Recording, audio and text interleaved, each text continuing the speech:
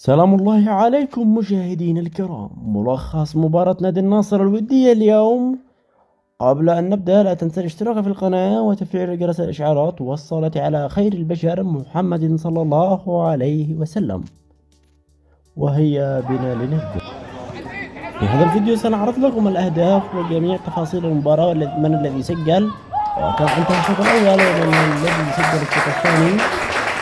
كانت تشكيلة نادي النصر في الشوط الأول: في حراسة المرمى بينتو ماثيوس، وفي خط الدفاع سلطان الغنام وعلي لجامين وعبد الإله العامري وإليكس تيريس وعبد الله الخيبري وأوتافيو وسامي النقعي وأندرسون تاليسكا وساديو ماني، وفي رأس الحربة محمد مران.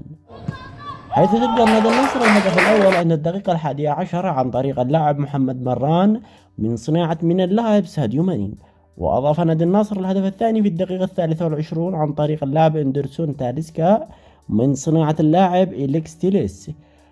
وسجل نادي النصر أيضا الهدف الثالث في الدقيقة 39 عن طريق اللاعب عبد الإله العامري، لينتهي الشوط الأول بفوز نادي النصر بثلاثية نظيفة بدون رد. ويدخل الشوط الثاني نادي النصر بحماس مرتفع ومعنويات مرتفعة، حيث استقبل نادي النصر الهدف الأول عند الدقيقة 51 عن طريق خطأ فادح من المدافع علي لجامي. وسجل نادي النصر أيضا ليضيف الهدف الرابع في الدقيقة 61 عن طريق اللاعب أوتافيو، لتصبح النتيجة 4 أهداف مقابل هدف. ليضيف النادي الأجنبي الهدف الثاني عند الدقيقة 85 لينتهي أحداث اللقاء أو لتنتهي المباراة ب4 أهداف لهدفين.